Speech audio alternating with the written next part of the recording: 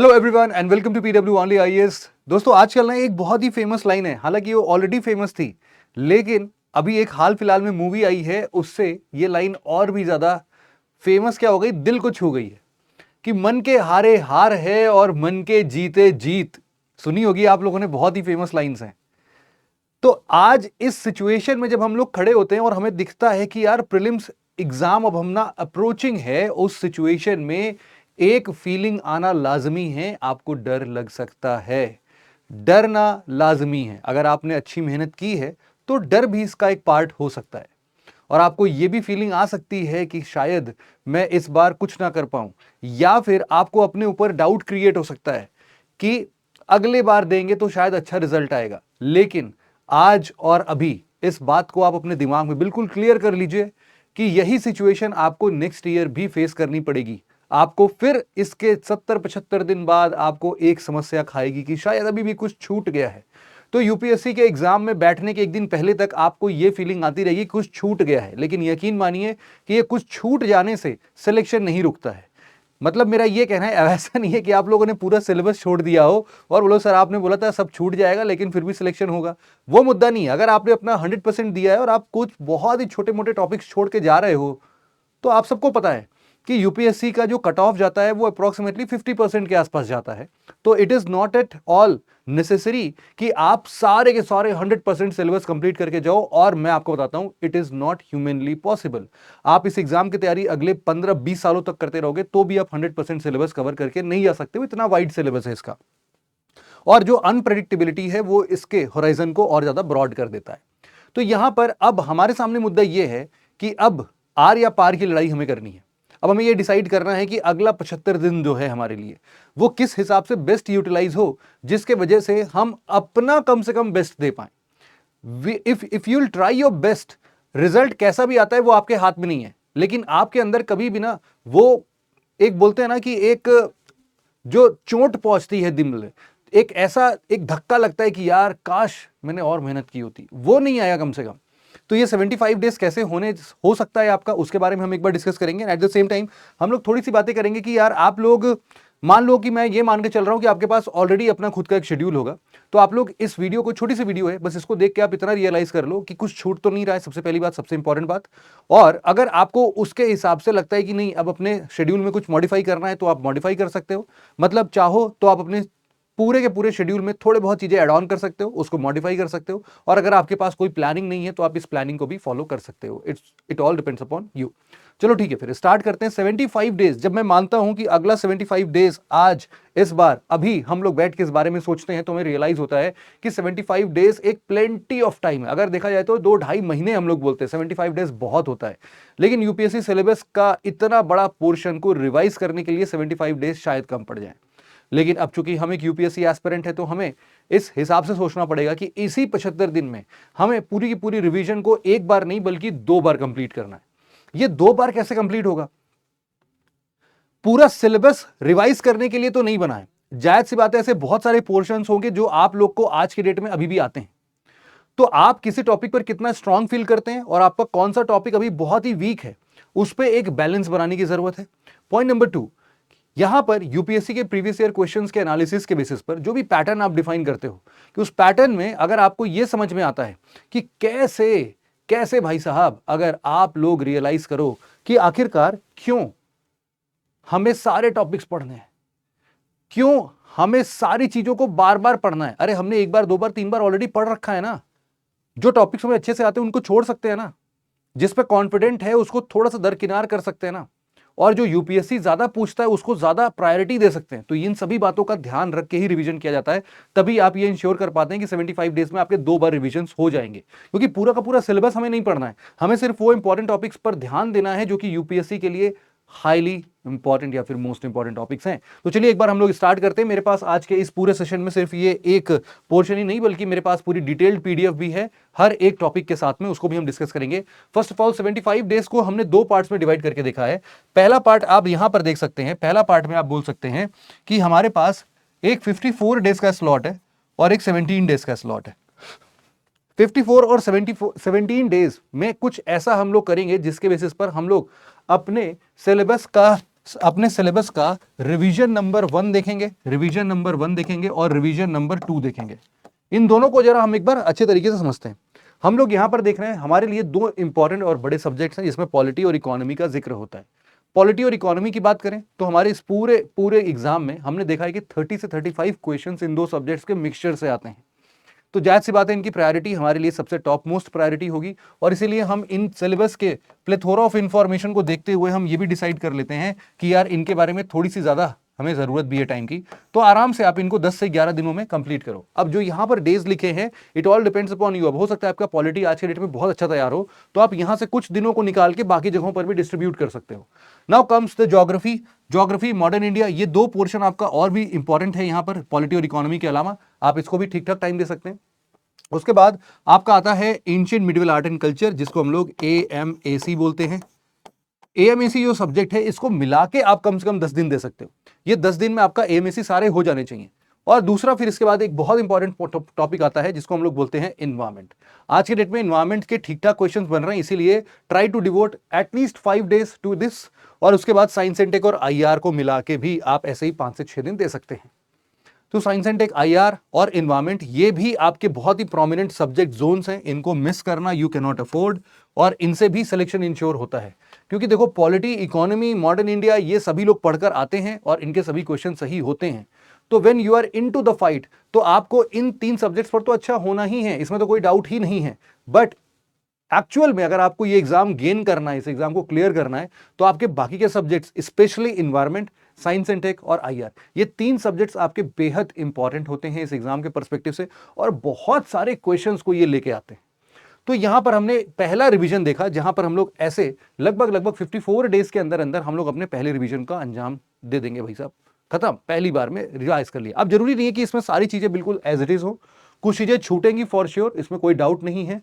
लेकिन आगे हम लोग बढ़ते हैं तो इसमें हम लोग को दिखता है सेकंड रिवीजन, और सेकंड रिवीजन में हम लोग को ये इंश्योर करना होता है कि आखिरकार ऐसे कौन कौन से टॉपिक्स, ऐसे कौन कौन से चैप्टर्स हैं जिनको कि हमें दोबारा से रिवाइज करने की जरूरत है। सिर्फ हम लोग वही हाईली इंपॉर्टेंट टॉपिक्स और प्लस जिसमें हम कमजोर महसूस करते हैं उन टॉपिक्स को हम पढ़ने की कोशिश करते हैं। और अगेन हमारे पास ये 17 दिन का जो ये गैप आता है, ये 17 दिन के गैप में हम लोग अगेन इस पोर्शन को भी कंप्लीट कर लेते हैं, जिसके अंदर में अगर आप देखेंगे तो एक पॉलिटी के रिवीजन के लिए 3 दिन, इकोनॉमी के रिवीजन के लिए 3 दिन है, लेकिन आपका ज्योग्राफी, मॉडर्न हिस्ट्री का रिवीजन 2-2 दिन में आपको करना पड़ेगा।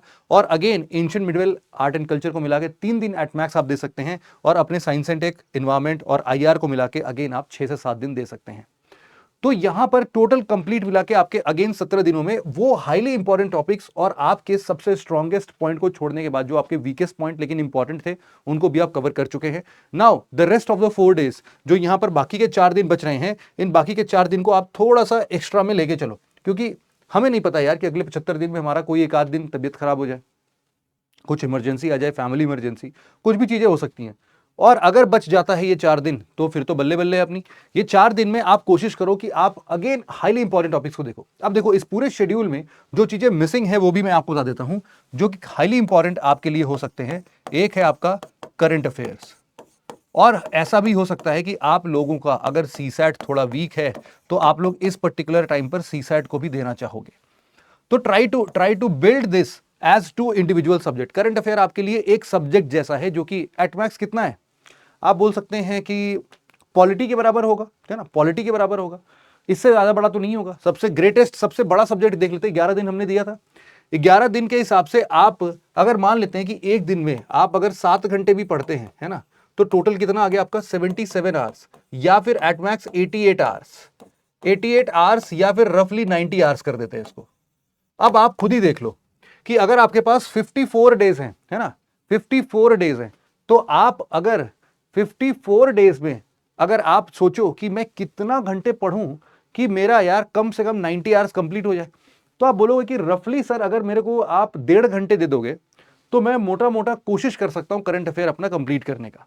तो इसमें जितना भी आप पढ़ते हो, इसमें आप मान लो 7 से 8 घंटे अगर आपने रेगुलर बेसिस पर काम कर रहे हो अपने नॉर्मल सब्जेक्ट्स के लिए, तो आपको डेली बेसिस पर अपने करंट अफेयर्स को भी कितना टाइम देना पड़ेगा, कम से कम 1.5 आवर्स डेली। इसमें कोई डाउट नहीं है कि current affairs held a strong position. At least अगर स्ट्रॉन्ग पोजीशन डायरेक्ट क्वेश्चंस के नहीं आते हैं तो एटलीस्ट आपको उन टॉपिक्स का पता चलता है जो कि आपके स्टैटिक के लिए हाईली इंपॉर्टेंट होते हैं।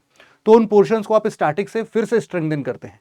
और बचा यहां सीसैट। तो सीसैट 75 डेज के लिए अगर आप अगले 30 से 40 मिनट्स अपने आप को देते हैं तो भी आप अच्छा खासा गेन कर रहे होंगे।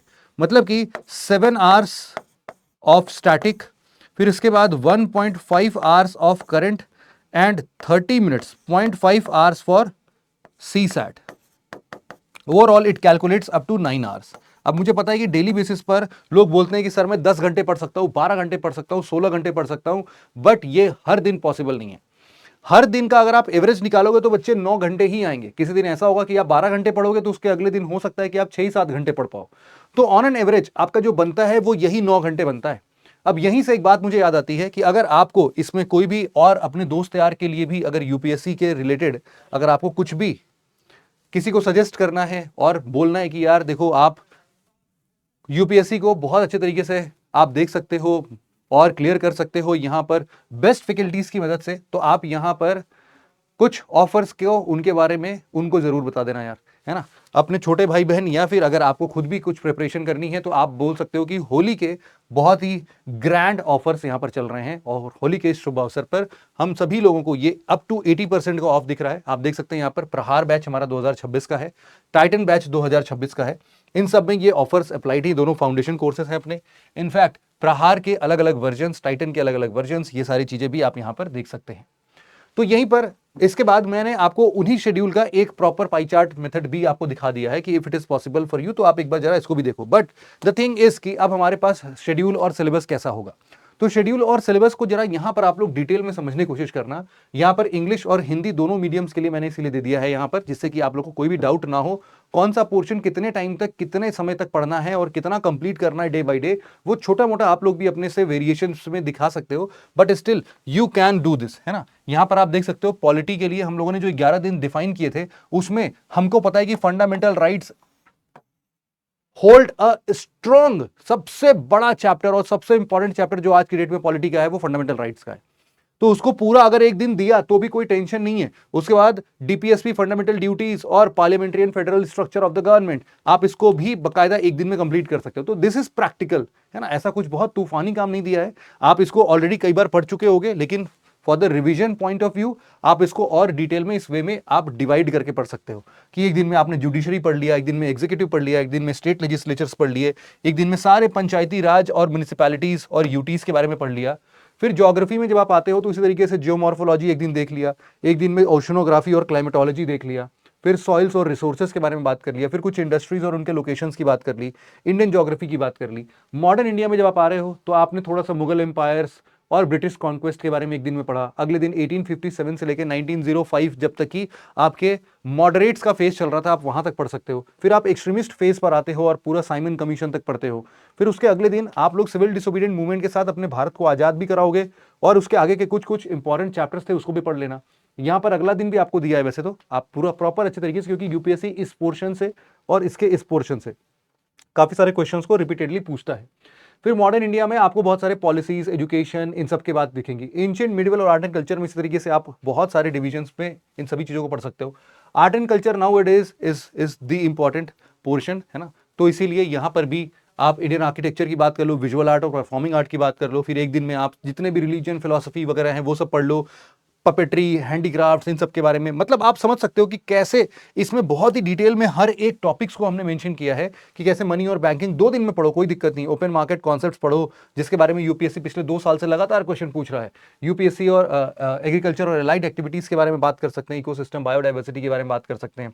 Science and technology in India की बात अगर करें तो यहां पर हम लोग देख सकते हैं कि कैसे एनर्जी, आपका स्पेस टेक, इसके अलावा बायोटेक्नोलॉजी, आईसीटी और इसके साथ साथ जो भी और इंपॉर्टेंट कॉन्सेप्ट्स हैं इंटरनेशनल रिलेशंस के, उनके नेबरहुड पॉलिसीज, मैपिंग का कुछ कुछ पोर्शंस, इंपॉर्टेंट ऑर्गेनाइजेशंस, और ये सारी चीजें आप बहुत डिटेल में देख सकते हैं। सिमिलरली यहां से स्टार्ट हो जाता है आपका एक अगला पोर्शन जिसको कि आप लोग रिवीजन के लिए देते हैं। रिवीजन में हम लोगों ने वापस से बोला था कि भाई साहब 2-3 दिन में अपना निपटाना है, तो आपको पहले दिन ही फंडामेंटल ड्यूटीज तक निपटा देना होगा। फिर दूसरे दिन की बात करोगे तो ये सारे के सारे टॉपिक्स आपको फिर से दूसरे दिन, और ये तीसरा दिन, दैट्स इट। उसके बाद ज्योग्राफी, एक दिन में ही आपको ज्योग्राफी का जियोमॉर्फोलॉजी, ओशनोग्राफी, क्लाइमेटोलॉजी, सॉइल्स, ये सब चीजें पढ़नी पड़ेंगी। तो यहां पर अगेन मैंने इस चीज को बहुत ही डिटेल में आपको दे रखा है, और अगेन इस तरीके से आप देखोगे तो डे 70-71 तक हम लोग पहुंच जाते हैं। बचा हुआ जो आपका 4 दिन है वो आपके वीक टॉपिक्स के रिवीजन के लिए। ये लास्ट दिन किसके लिए होता है मैं आपको बता देता हूं। जितने भी आप लोगों ने अभी तक इंटरनेशनल ऑर्गेनाइजेशंस पढ़े हैं, कुछ गवर्नमेंट स्कीम्स के बारे में बात हो सकती है, जो भी हाईली फैक्चुअल टॉपिक्स हैं आपके लिए और जो आप समझते हो कि यार मैं एग्जाम के 1-2 दिन पहले नहीं पढ़ूंगा तो भूल जाऊंगा, हाईली फैक्चुअल टॉपिक्स अगर हम बात करें तो इसको आप जरूर से ध्यान में रखते हो। साथ में जब भी एग्जाम वाले दिन पर आप जाते हो तो वहां पर पूरी कोशिश करो कि आप अपने लिए एक बहुत ही छोटी सी बुकलेट अगर लेके जा सकते हो जो कि बिल्कुल टॉप ऑफ द पॉइंट्स हैं, उनको अगर पढ़ना है तो पढ़ो, अदरवाइज उस दिन अपने दिमाग को बिल्कुल फ्री रखो। आपने ऑलरेडी इतने में बहुत मेहनत कर ली है। सीसैट के लिए बहुत ही छोटी कोई बुकलेट, फॉर्मूला की बुक वगैरह अगर ले जा सकते हो तो ठीक है, अदरवाइज चिल करो, कोई दिक्कत नहीं है। गर्मी वैसे ही बहुत बढ़ गई है, कोशिश करो थोड़ा रेस्ट मिल जाए। दिमाग को जितना शांत करोगे सेकंड मीटिंग में दिमाग उतना ही तेज चलता है। खाना कम खाना, क्योंकि नींद बहुत आती है उस टाइम पर, और उस नींद के चलते दिमाग काम नहीं करता है बहुत बार। शुरुआत के 5 मिनट 10 मिनट आपको पेपर समझने में लग जाता है, तो उसको आप कट शॉर्ट करके 2-3 मिनट भी कर सकते हो। इट डिपेंड्स अपॉन कि आप उतने गैप में कितने अच्छे से अपने माइंड को रिलैक्स करते हो। तो ये सारी बातों का अगर आप ध्यान रखोगे तो definitely you can achieve all these things, है ना। तो आई होप कि आपको ये 75 डेज का पूरा प्लान जो है ये बहुत ही शानदार लगा होगा और आप कोशिश करोगे कि इसको आप लोग जरूर से फॉलो करो। अगर इसकी पीडीएफ चाहिए ना आपको, तो आप लोग आराम से यहां पर टेलीग्राम पर आना और यहां पर आप लोग सर्च कर लेना शिवम सर PW, वहां पर मैं इसको ऐड कर दूंगा, है ना। तो वहां से आप लोग इसको भी ले सकते हो। ये पीडीएफ आपको पूरी की पूरी वहीं पर मिल जाएगी, तो do not worry about it. आप इसको डाउनलोड करके डिटेल में पढ़ सकते हो, सब कुछ बहुत अच्छे से आप लोग कंप्लीट करोगे। And I wish you all a very happy Holi and at the same time I wish you all a very very good luck, जो कि इस बार के प्रीलिम्स के लिए आपके लिए स्पेशली होगा। आप लोग इस एग्जाम को दीजिए, अच्छे से पढ़ाई करिए, मेहनत करते रहिए और समय ना गवाया जाए तो बेहतर होगा इन 75 दिनों में। Thank you so much for listening it very patiently friends. Have a nice day. Thank you so much.